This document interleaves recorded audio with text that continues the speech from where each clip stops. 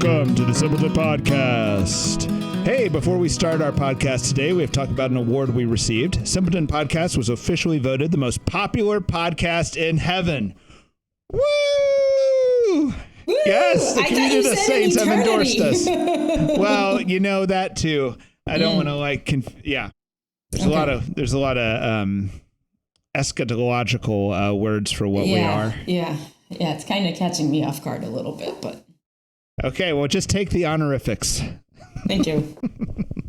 All right. Bestower of honors. Well, Laura, is anything new with you?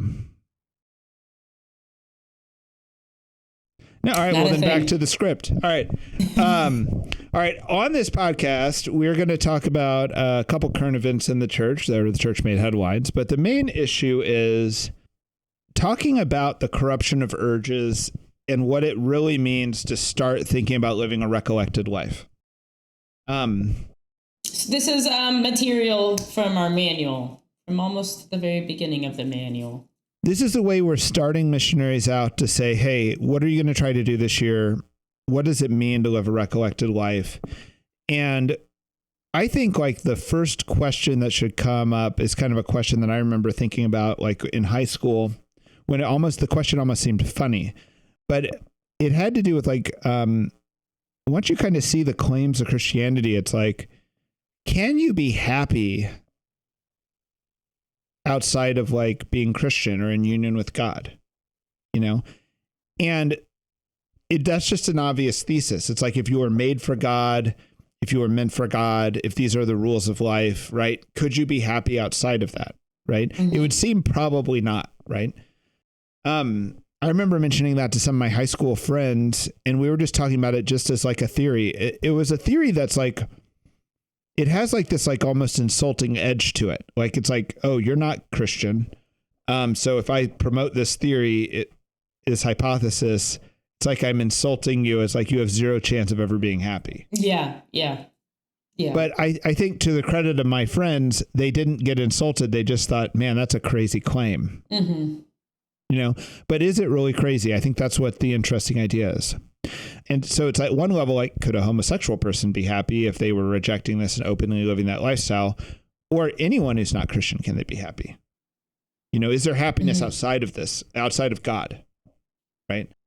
And I remember like hanging out with my friends in high school, none of which were serious Christians, and just postulating this. And at that point in our lives, I think we were all young. And when you're young, like everything is opportunity. You feel good. You just feel healthy because you're young. And you also know that there's a lot of time to make up for mistakes you make. You know, so none of the, like, I think if I had this discussion with a bunch of non-believing 40-year-olds, this would be a much more contentious discussion than with a bunch of 16-year-olds, you know? So with 16-year-olds, it's like, oh, well, that's an interesting claim. Kind of sounds crazy, right? And why does it sound so crazy? Because it has weird implications. It would mean that people don't know when they're happy, and when they say they're happy, they're often lying, right? And people don't even know what will make them happy. They don't even have the ingredients to know how they will become happy. And that people have a problem of lying to themselves. Like, people have a problem with self-honesty. You know, they're not maybe just lying to you when they say they're happy. They might be lying to their very selves, right? And that puts the idea of what the human problem is in a very different light.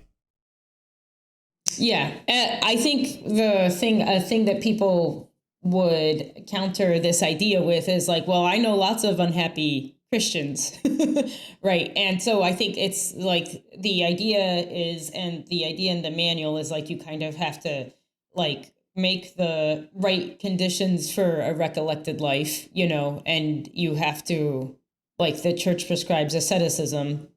Well, can we back up? I don't know if I'm contradicting what you're saying, but you're bringing up this idea that there's two like things that fly in the face of these three claims. So the three claims, once again, are you don't know when you're happy, you don't know what'll make you happy, and you lie to yourself. Well, one thing that flies in the face of these claims is an unhappy Christian. And another thing that flies in the face of this is if you're happy and you're not Christian. Someone who appears to be happy is not Christian, right? So how do you explain these two phenomena? Well, let's start with the Christian. I know that you can be unhappy as a Christian But I do think that something's missing in Christianity when a Christian's unhappy. And what I mean by that is like, happiness is actually kind of a bad word. It's kind of an unfortunate word. This whole reflection is based on happiness, but it's kind of a weird word. Like, what is the most important thing? It's somehow like a deep purpose, a deep meaning, a joy, a hope, a faith, a trust that things are coming, you know? And from that, I don't really like calling that happy. Happy is how maybe I feel after I eat a birthday cake. But what I'm really talking about, the way I desire to feel, is not the way I feel after I eat a bunch of candy, but like euphoric. The way I desire to feel is meaning, purpose, gratitude, loved, thanksgiving. Like these are the baselines, right? And I think that to me, like an extremely underrated, verse in the New Testament is all things work for the good of those who love him, which means that when the junk is coming down and your bad things are happening to you, all of this is for your, in a sense, greater redemption, right? And it could be even your fault. It could be that these things are not just some persecutor doing this to you. It could be that you're losing your house or lost your job because you screwed up or because you actually have fault. But even that, you healing from that fault, you heal the consequences of your fault are actually healing to you. Yeah. Right. And when everything's taken in that light, I think the Christian life has deep purpose and meaning. And once again, I think we said this before, it's like that which lets you be happier than you have any right to be in a concentration camp.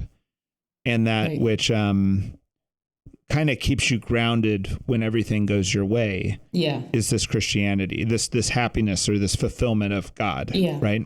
So I do think that I don't want to excuse Christian unhappiness. I want to say, yes, we as Christians will occasionally be unhappy, but let's all grow through that and let's get back to where we're supposed to be. Let's somehow tap into our religion again. Like, I know I'm off track when that's happening. Yeah, right. And I think if anybody finds themselves in constant unhappiness, that's like, it's like a poking from God, Right. To change something often, right? Mm-hmm, like, Yeah. And I also wonder, something I've wondered about is like, we're a little bit off track, but I think this is fine. I've often thought about really tragic things that could happen and how you would almost like maybe you haven't lost a spouse or a child, or like losing a child would be really rough, Do you meditate on that a little bit, like what that means, or like when your child gets really ill, is it like, oh, I've never thought about this before. I got taken by surprise. Yeah. I almost wonder if we're supposed to, as part of recollection, just think about like, what if everything I'm taking for granted here falls apart? Or what if this part of my life falls apart that seems totally unacceptable to fall apart? Like, what if my career's ruined? Or what if I'm falsely accused? Or what if I'm rightly accused? Yeah. That's worse than getting falsely accused, Or what if my child gets sick? Or whatever the tragedy is, do you work through that in your mind almost to get peace with it? Right. And I've had to do, with the idea of something, tragedy befalling your child, I feel like it's like, it hurts me almost bodily to think about that, Right.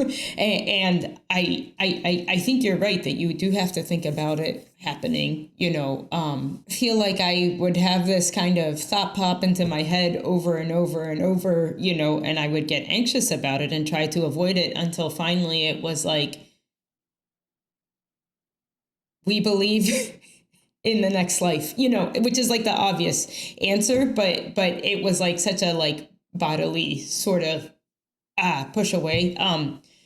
So I guess the thing that I'm trying to say is that the way you come to peace with it is kind of this painful meditation, Yeah, and you don't really come all the way to peace. Like that sounds like weird. No. It's not like, hey, you pray on it even in the good times, and then when the bad times happen, well, you're cool because you got it solved. Right. It's not really like that, but there is something where it's like you don't want it to like destroy you in a way that makes you not functional in the crisis. Right. Right. And this kind of came to mind this weekend because our pastor spoke on a family that found out their child had 6 months to live. You know what I mean? And the thing that struck me most was not even just the death of the child, but how you make the most of 6 months and how you talk to the child and be with them. And maybe it's all predetermined. Maybe you're sitting in a hospital for 6 months, or maybe you're not. Maybe you could. Anyway, all that stuff was very troubling to me. It's like I had a hard time paying attention to Mass after we had that homily. But I think that those are not ideas to be avoided. I think those are ideas to be prayed through maybe when you're not in the middle of the crisis. Right. You know? Well, I we've had 2 friends die from leukemia. One that we knew a little bit better than the other, but I mean, they had to come to terms with it really fast. And I mean, really fast, like over the course of a year. So is that fast or slow? I don't know. But, given that a lot of us think about having a lifetime to come to terms with death. I think the thing that was interesting, especially in the case of the guy we knew a little bit better, it was like a challenge to his deeply held beliefs that he had to like kind of meditate on and come through and then really say like, yes, I believe this, and it was like very beautiful, in the end. It was like a very beautiful death. I think this is true of both of them, but the deeply held beliefs about Christ and about heaven get challenged. And I know someone who I was with them, and I was really, I regret some of my behavior when I was with them, but like, I pray, I don't know, regret's a weird word, but like, God bless them. They lost their parent when I was with them, right? Very suddenly, received a phone call. Ben, the editor here. Just wanted to give you a heads up. Clark's audio had a weird issue at this point and the quality dips a little bit, but still great content. Love this episode. And I asked that person, clearly your mom was such a great person. Your parent was such a great person. Clearly they're going to heaven, they're just such a beautiful person in so many ways, and very Catholic. And I go, so when you cry, and I know that that because this person's faith was just very edifying to behold, and they said, when you cry, you're crying for what you lost in this life, and there's a lot of tears for that. And it was just very beautiful to hear them process that way and be so aware, All right, we're off track. All right. So the unhappy Christian is a problem. And we just talked through that a little bit. The happy non-Christian is a problem. And part of it is, maybe there is some happiness because there's some ignorance. Maybe, like to whom much is given, much is required. The more you know about God, the harder it is to be happy without God. Right.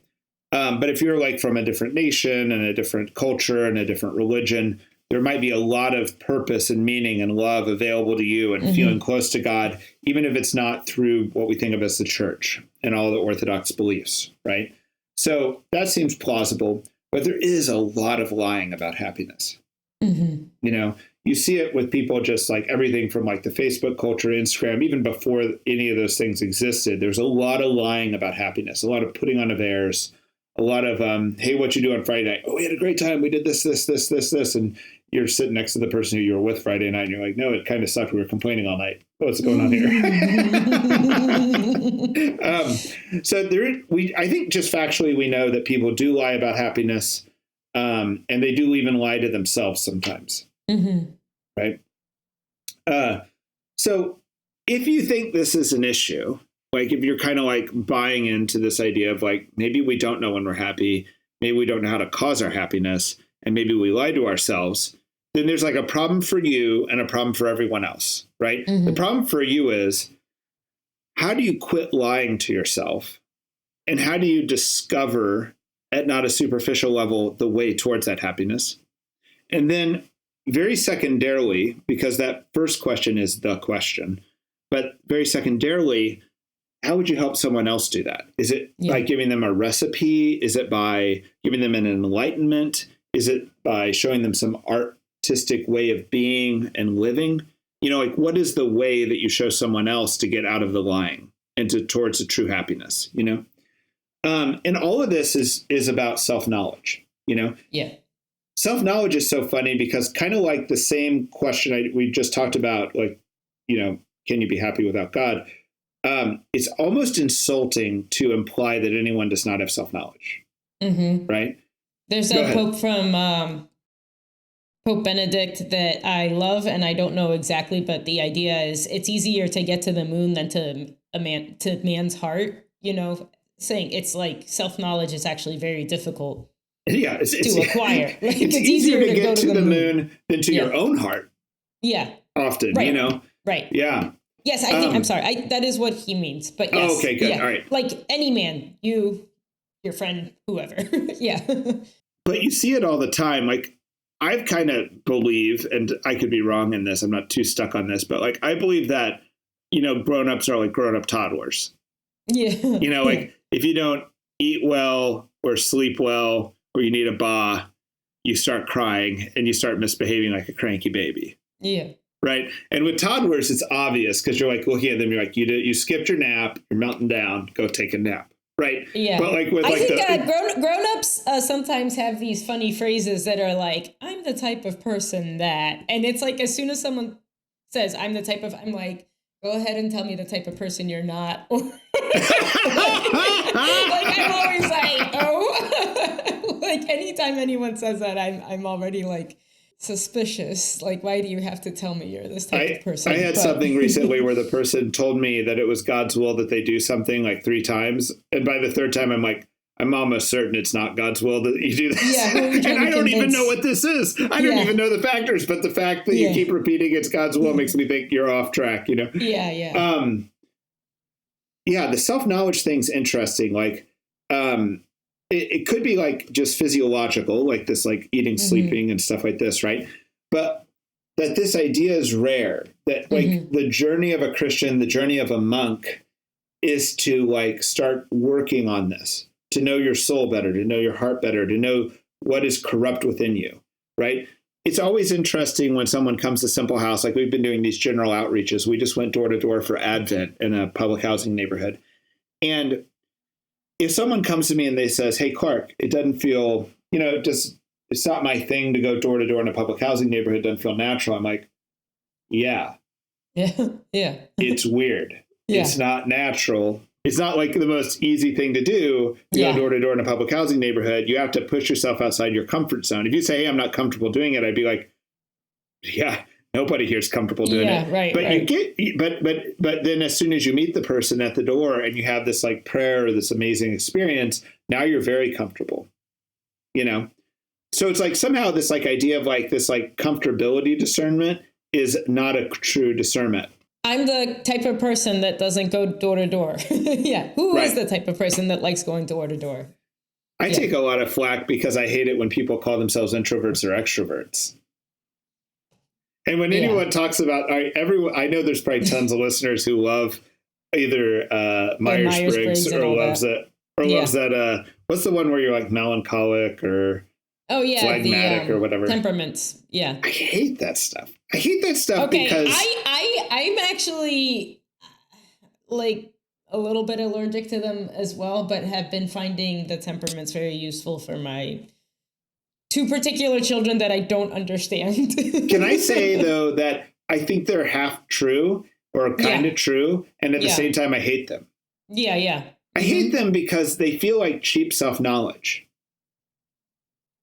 They don't feel like the self-knowledge that you went and prayed about and fasted and did asceticism and came to God with. They seem like, it's convenient for me to adopt this label. It explains and excuses some of my faults. And, and I find that's the way they're often used, is they excuse someone's behaviors they don't want to change.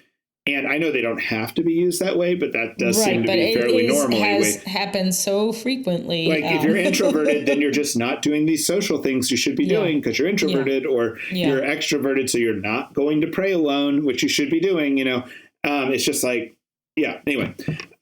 So I think the question here, though, is I think the way we tackle this in the manual is you're going to be discerning, right? Like so much of your life is discerning, from your ministry at Simple House to getting married to whatever your thing is, or just everyday life is full of discernment. And when you discern, what can you trust and what can't you trust, and how do you go about it, right? And one of the things that becomes clear is your desires are corrupt.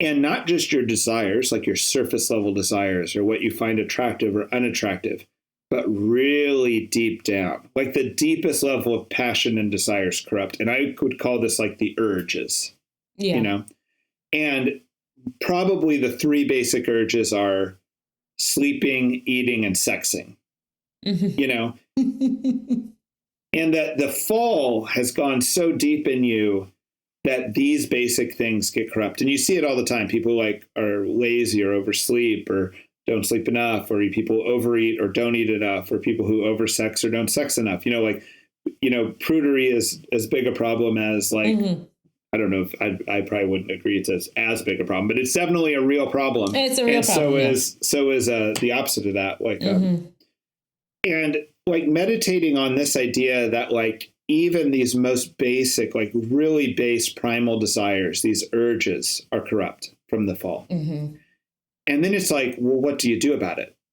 Yeah. You know, well, one is you don't trust your urges, you know, when you discern.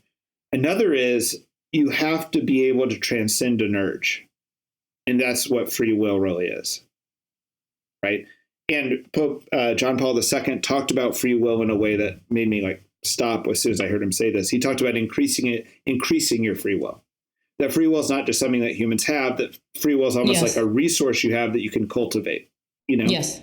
And I think what he means by this is self-control, or this idea that you could like build up in a way that like when you are tempted or when an urge or a passion strikes you, you can transcend it. Right. Or like virtue is another. Yeah.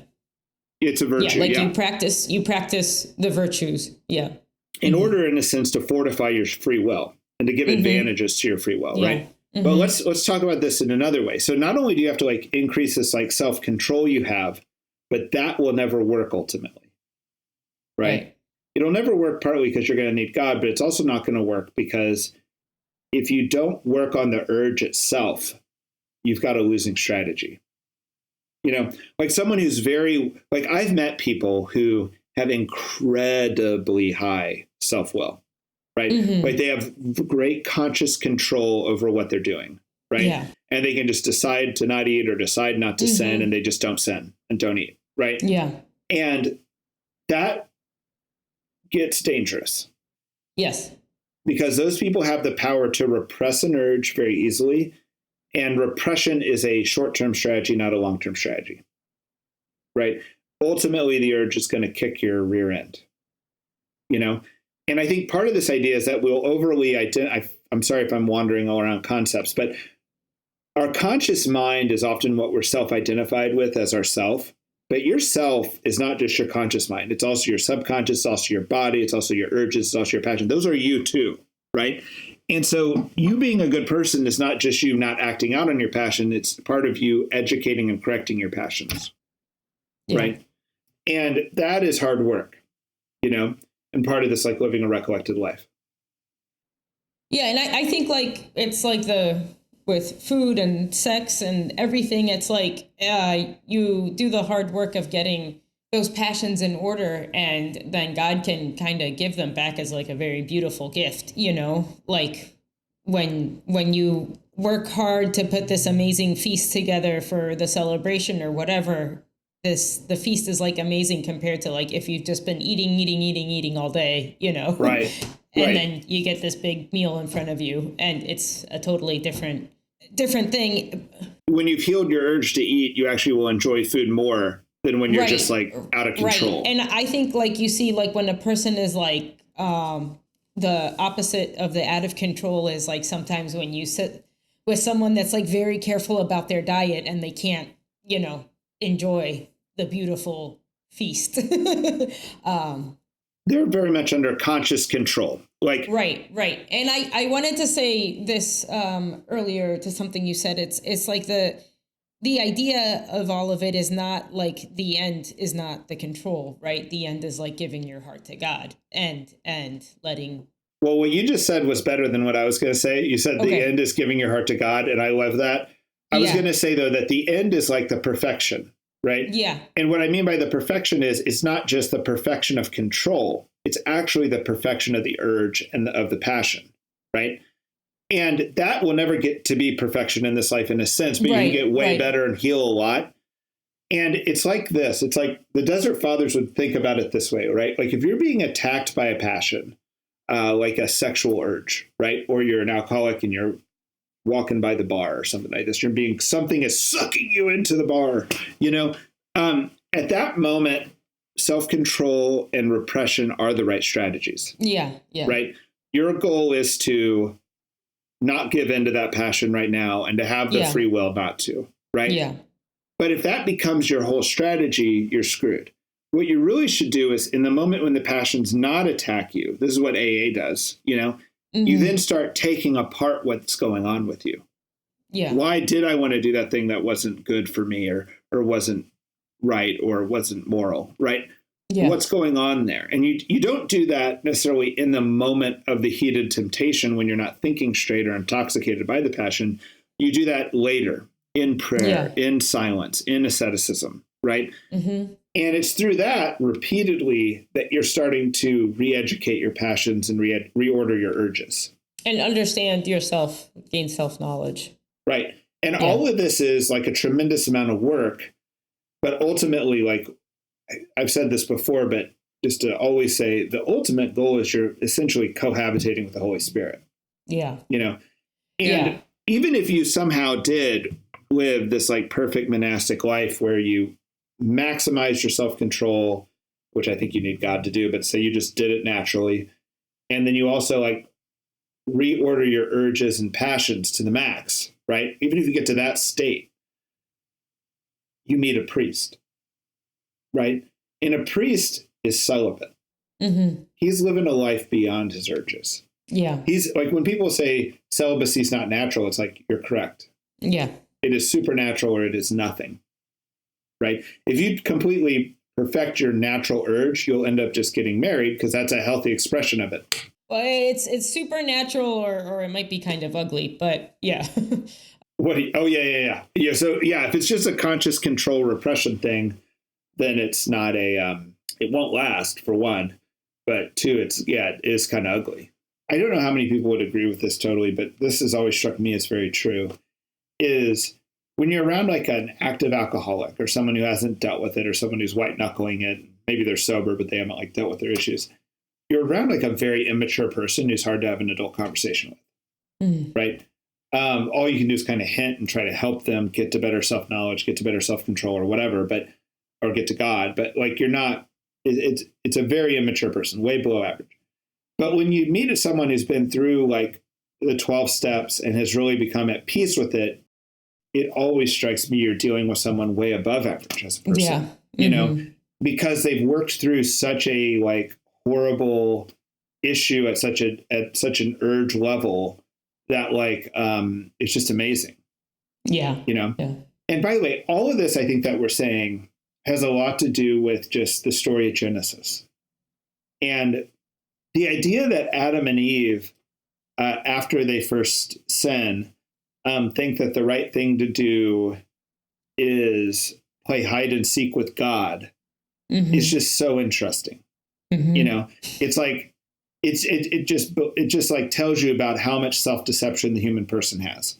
You just decided to play hide and seek with an all-powerful, all-knowing, all-loving, all-present, omnipresent being, right? Like you just chose a game that there is no win for you at, but you're playing it anyway, Right. So I think that's what's interesting. And what's also interesting with the fall here, put all this in context, is like, you'd think that like in the fall, your urges were perfect before the fall. You were in perfection in that way. And you had one job, just don't eat from the tree, and after the fall, and you had the self-control in a sense to be perfect, but we failed and we ate from the tree. And in a sense, we all did. It's not just like our great ancestor did. It's like we all choose this more complicated, weird life of knowing right and wrong and knowing what the, fruit of the tree is.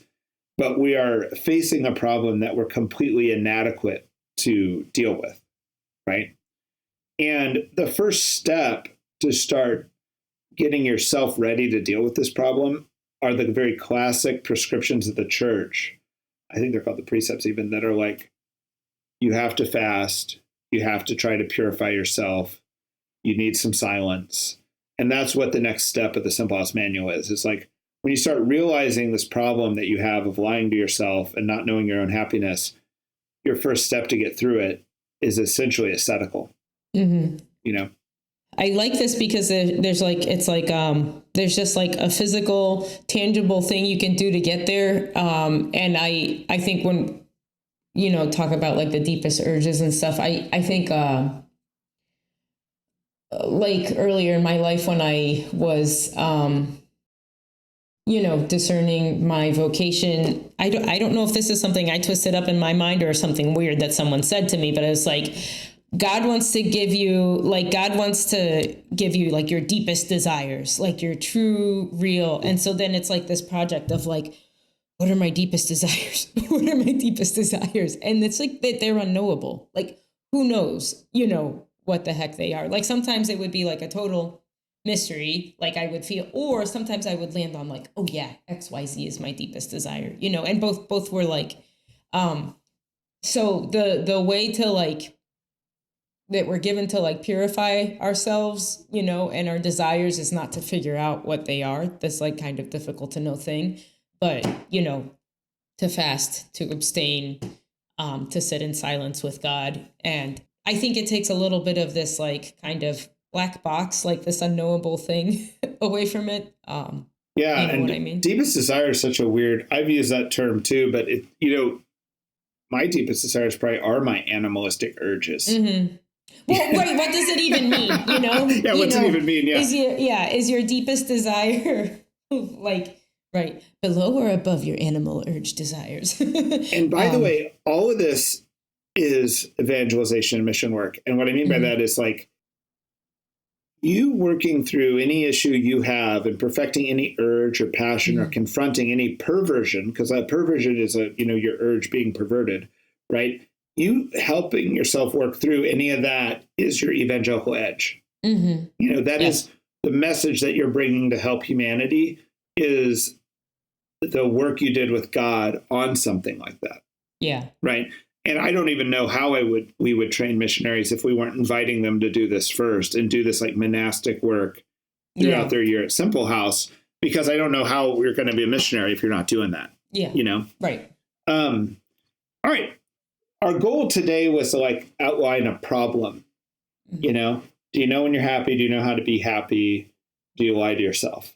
You know, and I think all those are problems, you know, and then it's like, well, then how do you unpack that problem and how do you even begin to tackle it?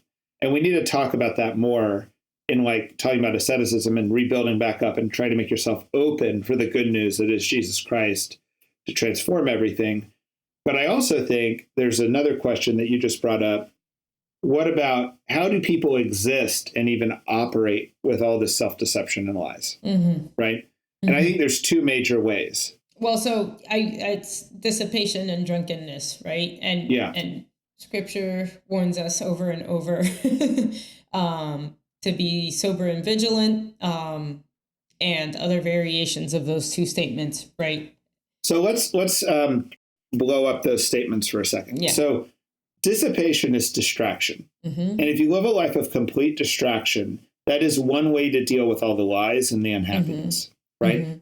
It almost never works. You end up running out of distractions. Yeah. And I think of like dissipation as like, it's like you're kind of spreading yourself so thin, you never go deep. Right. Right. And it's like, if you think, hey, I'll be happy when I climb this mountain and get this prize, then you get that prize and you choose another mountain, you choose another.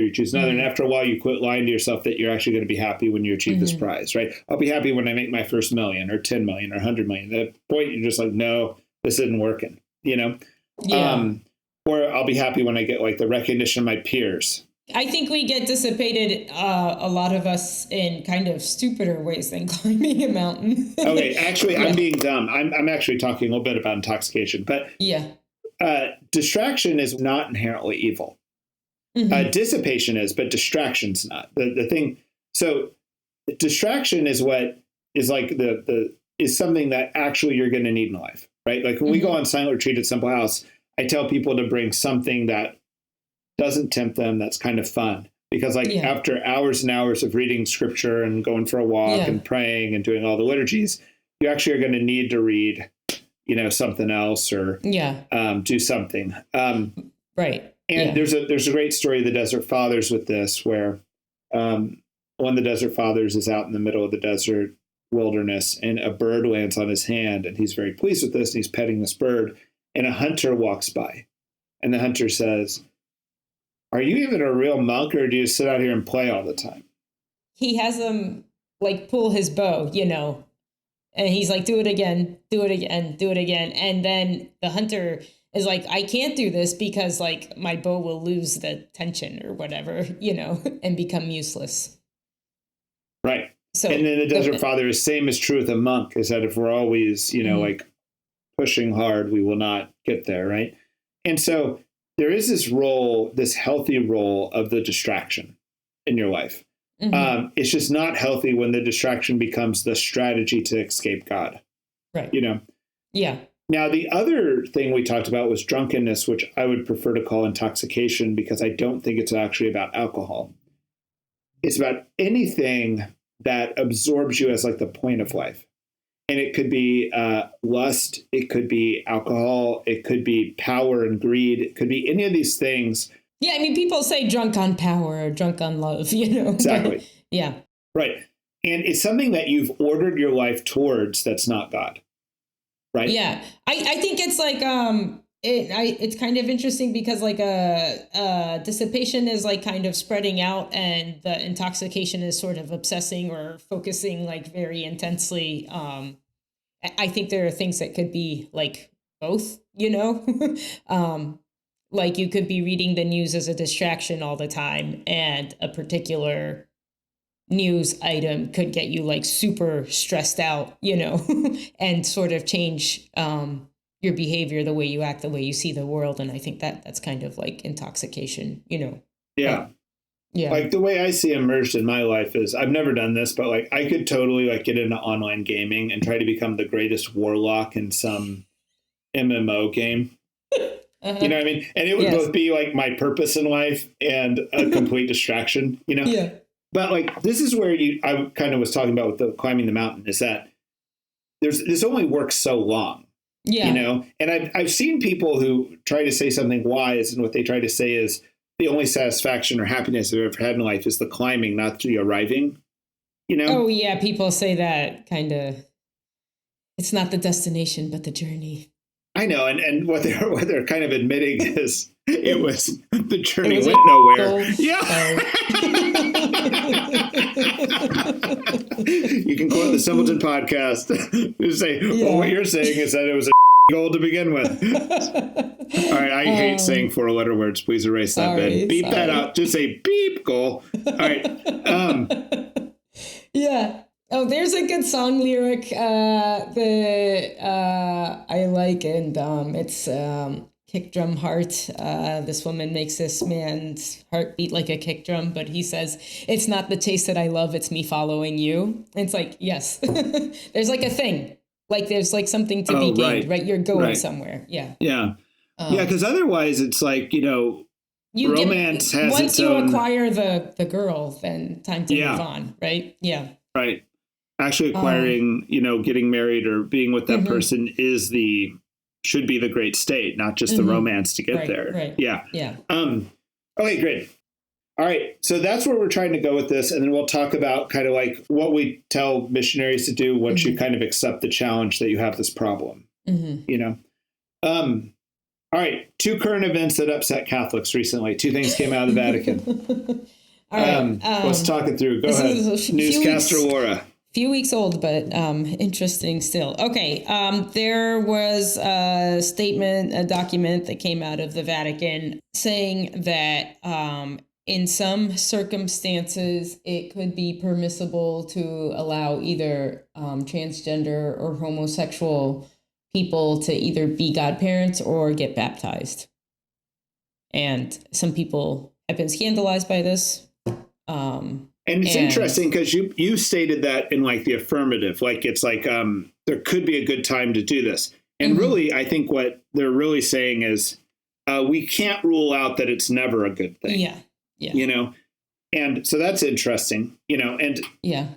So let's deconstruct that for a second. So I feel like people are upset about that because we're in this kind of cultural struggle against this like transgender agenda, and I have no problem calling it an agenda, and it's contagious. It's got problems, blah, blah, blah. And when the Vatican says anything like this, by the way, this was some Vatican office, not the Pope who said this, but it's just like, well, now all the news carry that the Catholic Church is cool with, the transgender agenda or whatever, right? Yeah. So the optics of it suck, Yeah. And if you're of a certain ilk, you don't want the church to do anything where the optics suck. And really, it's kind of like the church needs to be more beholden to doing what's right and doing what's right by every individual than managing people who the optics. And frankly, you can't manage the optics because if the people hate you who are doing the reporting, there's nothing you can do to win that game. So my favorite Babylon Bee headline is Pope Francis says all Catholics must be gay now. Sorry. Yes, sir. So I think the Vatican saying we could imagine somewhere, somehow, that it was appropriate in a single instance. And because of that, it's a pastoral decision of the pastor, and we're not making a blanket rule. Overarching rule, Right. And it doesn't say that it should be normal. It doesn't say that it should even happen almost ever or at all. It just says that we're going to let priests decide this or bishops decide this. We're not going to be trying to rule from the Vatican on this issue. Yeah. And I think that is what you want the Vatican to be doing, frankly. Yeah. And it doesn't mean we're going to have a bunch of new transgender godparents, but it does mean that you're just honoring that there could be a special circumstance somewhere where that makes sense. And really, it's not transgender as much as it is someone suffering from a mental illness of gender dysphoria. Where they're at in their healing or where they're at in their life is different than that they did have this mental illness or do have it at some level. Right. Yeah. All right. The other thing that came out, have we introduced that, Laura? A Bishop Strickland was asked to resign by Pope Francis following an investigation into his diocese. He was asked to resign. He did not resign, and therefore he got removed. So he's not being laicized or anything. He's still a bishop, but he's not going to be a bishop administrating that diocese, right? So people are upset by this, and I think that my understanding about why people are upset is that I think they think Bishop Strickland was a good bishop. They sort of thought he was pushing forward, encouraging a vision of the church that they liked, maybe more conservative. They think that Pope Francis has been kind of political and petty against people that don't agree with the direction he thinks things should go in. That sounds fair. I think that's fair. Okay. And let me know if you think this is fair. Before we actually talk about Bishop Strickland and this issue, I want to talk about popes in general, right? I think John Paul II was a curveball, and John the 23rd was too, for people. And John Paul II was a curveball because he was a pope and a celebrity, right?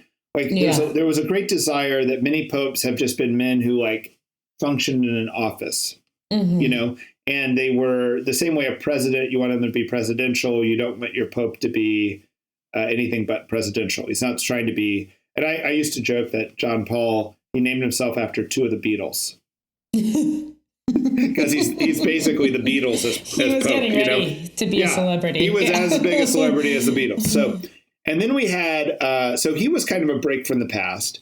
And then we had Pope Benedict, great intellectual, had to be half a celebrity just because he was filling John Paul II's shoes. He kept trying to say, I'm not trying to fill this guy's shoes, but he still had to go around. He wasn't, I feel like he wasn't as fun to have at World Youth Days because I would like read the articles about him just being displeased with certain things, which he should have been, which is fine. And that's just who he is. And that's great, right? Because these are people, they are pastors, and they are different, you know? And now Pope Francis, I actually love Pope Francis. He is my pastor. And by pastor, I don't mean he's my Pope. I mean, he actually can lead me and guide me. That is my goal as a Catholic, right? But for my bishop and my Pope, right? But I think he's a little bit but he's still a man. I think he's a little bit like a crazy uncle. And I think the same way about Donald Trump. And I don't think Pope Francis likes Donald Trump at all, but I think Donald Trump has done a lot. I mean, like, he's done a lot of interestingly good things, like don't get us into a new war, basically reverse Roe v. Wade. He deserves a lot of credit for this, right? And if somebody goes, I hate Donald Trump because he's a jerk or an a-hole or whatever, I'd be like, yep. He is. He is. He says a lot of things that aren't true. Yep. Clark, can you defend this statement? Nope. You know? Yeah. Or I kind of know where he's coming from, but the statement's kind of crazy too. Like the optics are bad, right? Yeah.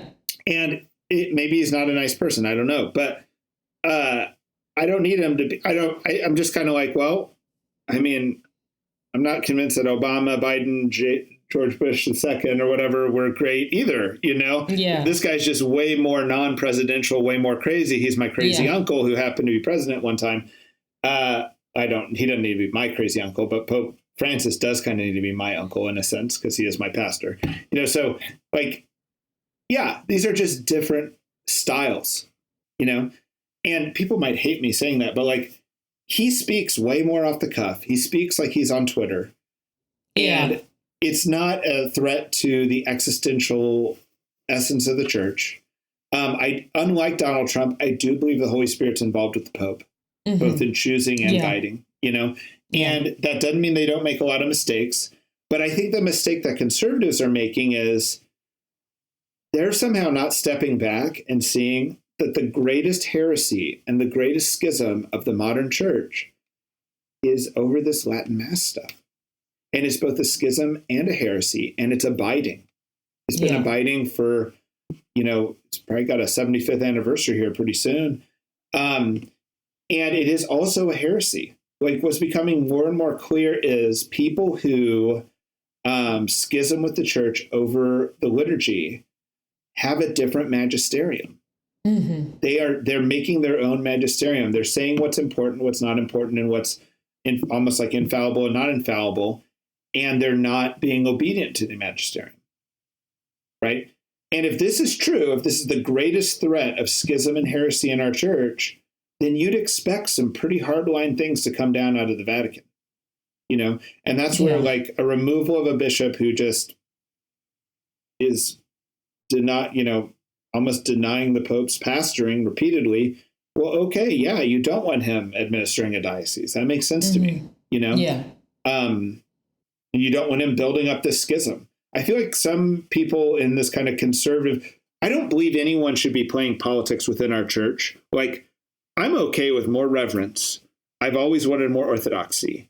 But orthodoxy is just orthodoxy. It's not orthodoxy plus, you know, other teachings that are your favorite or these things of our age, you know. Or added, Yeah, it's just orthodoxy. Just the catechism is what I'm for, you know.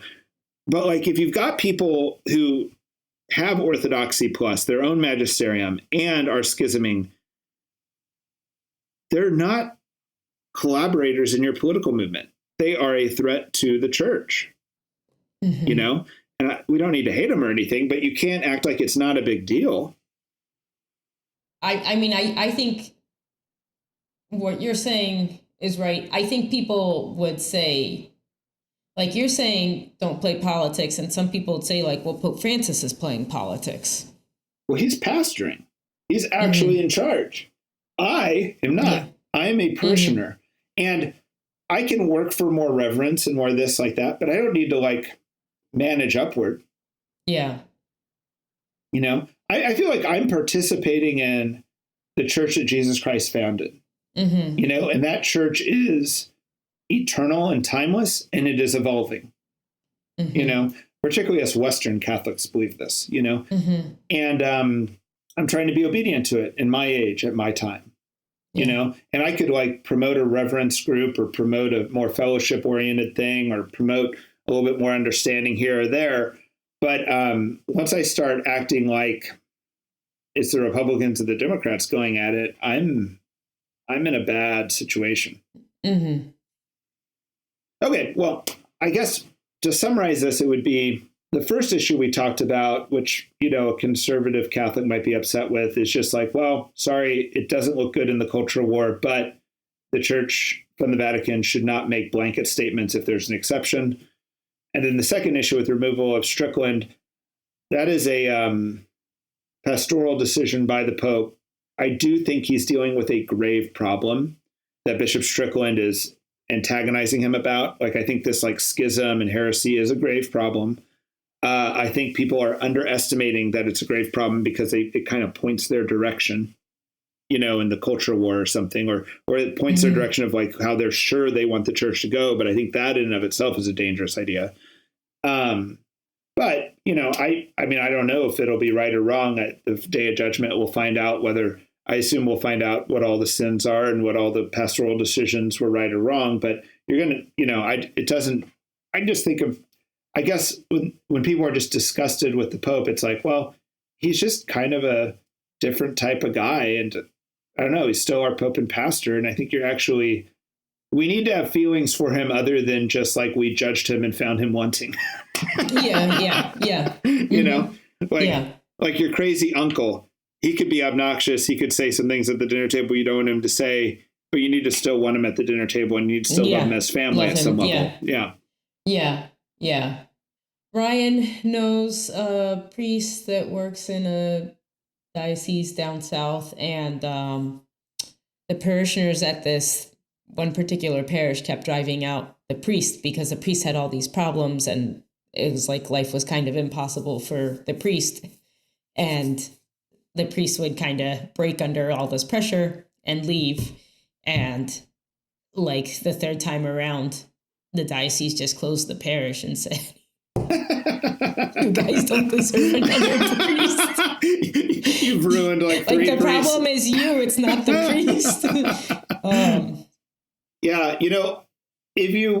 This kind of goes into a couple episodes ago, we talked about bishops speak versus candor. I wonder about this in this regard is there are people who are removed as priests in this diocese, right? And there's never an official statement on what happened, right? Yeah. And part of that's lawsuit culture, and part of that is kind of a propriety and a scandal concern and things like that, right?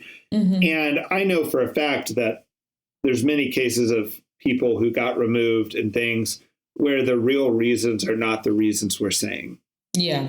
And there's also, that's just a reality in the church. So I don't know. I mean, the Bishop Strickland thing is just kind of interesting. He's a guy who led a march in LA when the LA diocese didn't want to condone the march. So he kind of went outside his diocese and did that. He's been very open about, he's been very upset about the Latin Mass type stuff. Yeah. So that just is what it is. And I think it's a more serious issue than people realize, and that he was feeding into the bad part of the issue. But at the end time, we'll find out whether or not this was a wise pastoral concern or not when God takes the time to explain to us what things look like from the Vatican. We're not going to care then, maybe. But that's the whole thing. You won't care. It's you'll find out every argument you lost or won with your wife, but it won't matter anymore. Yeah. You'll get your scorecard, but you won't be able to dance. You'll be like, I won or I lost. All right. Anything else you want to plug? Please pray for Simple House during the holidays. Very busy for us. We're also doing a major thing at the Focus Conference this year, which is 20,000 college students going to St. Louis, Missouri. And we're going to be an extra big presence this year as one of the sponsors. Please pray that goes well. It would mean a lot for our ministry if we could increase our recruiting. So, all right. God bless everybody. Thank you for listening to the Simpleton Podcast. See you later, Clark. See you later.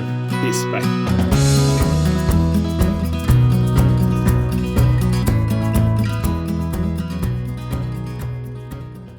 Warahiman, are you ready? You ready to bring it?